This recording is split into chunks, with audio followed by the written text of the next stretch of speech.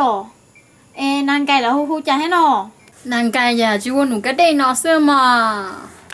Ê, mình nhớ nàng liếc này là hu chả thế. Đây nụ đen.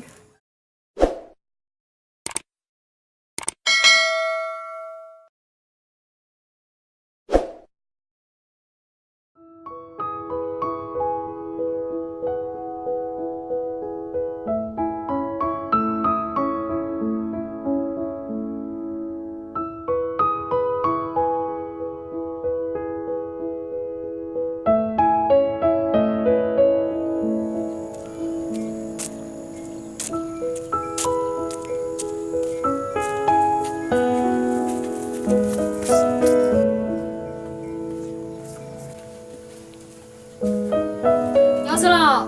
Ô, cái tôi lọ. Chà. Ông nào là nàng có linh cỏ xưa.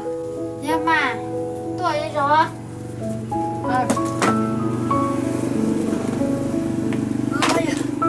Còn nào là nàng sẽ đi qua chỉ xưa nè.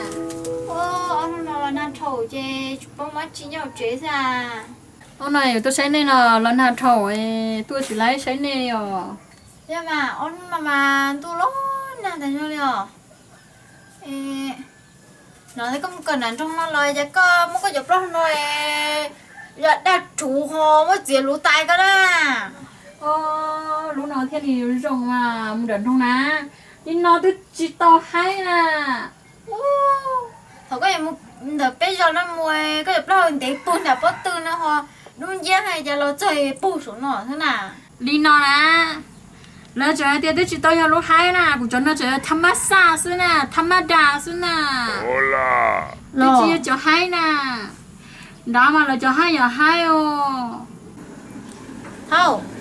Ê, cũng nói thì có một cái nắn trong nó nó cũng không có biết là lúc có khi cũng có tao à.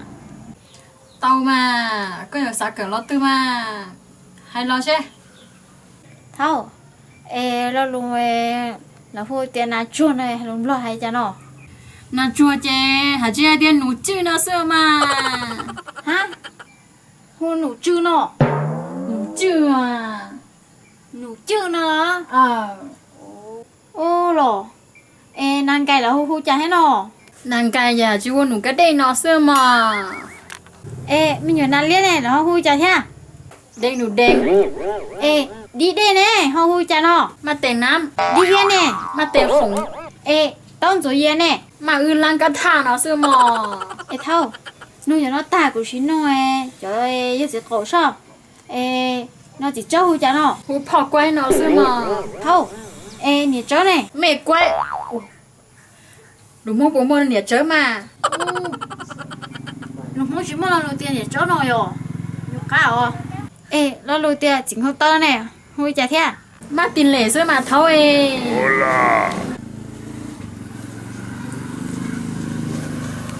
Thao, tôi lo. Tôi à. Plom khỏi thân để thằng muốn nói mà tôi chứ na. Cửa là trồng à. Nên chúng cờ nắn trong nói rồi, hãy cứ đi.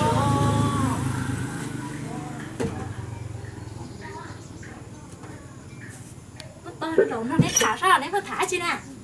Nét thả chứ nè, nó nét rồi nó thả bị hết xe. Thả tới nhau cái cờ ấy cũng cờ đã lo xưa. Cờ lo thì họ là khe tới giờ sẽ tao một cờ hết nha. Thao. Bà ta cũng như học chế hỏi cũng nói nét có hay sao tên nha. Nà chua nà chê mà tinh lệ mà tinh lỡ nét hả chưa? Khá biết lo của thế ha.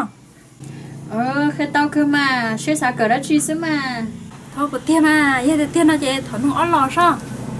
Tao cơ mà. Giờ đi xả bó chứ nè. Nó hồ xe.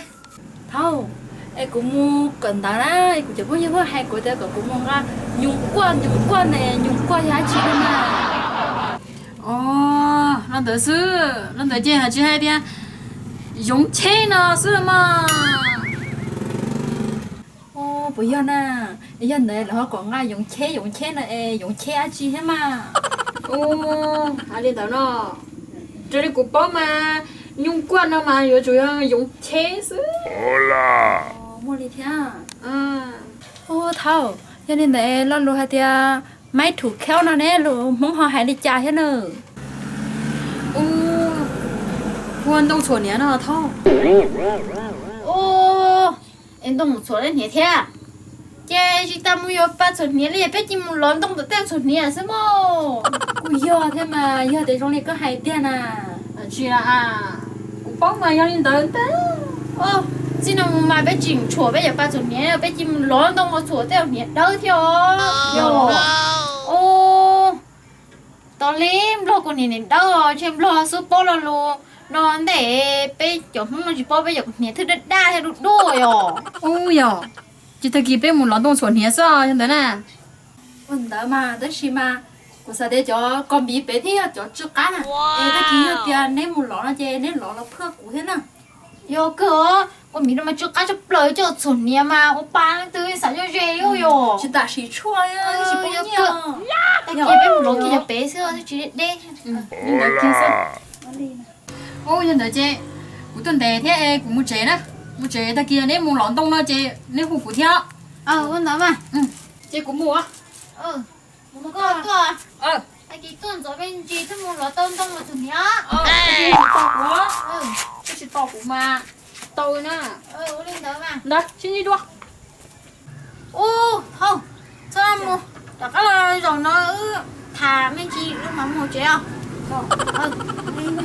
cái thả chị thả xem á rồi nó thấy chúng nó bắt tựa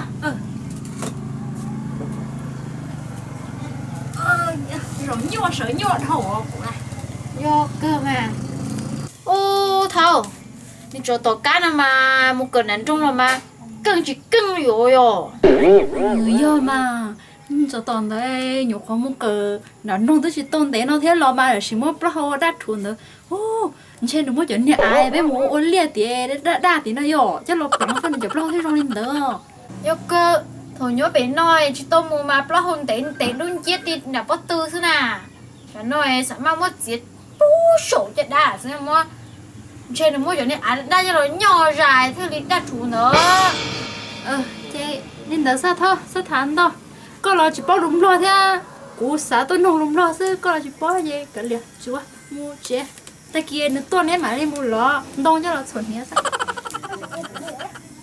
ô đây nó ấy chúng mới ưu tiên tay chúng mù thế nào hả mù cú xin mù thế mà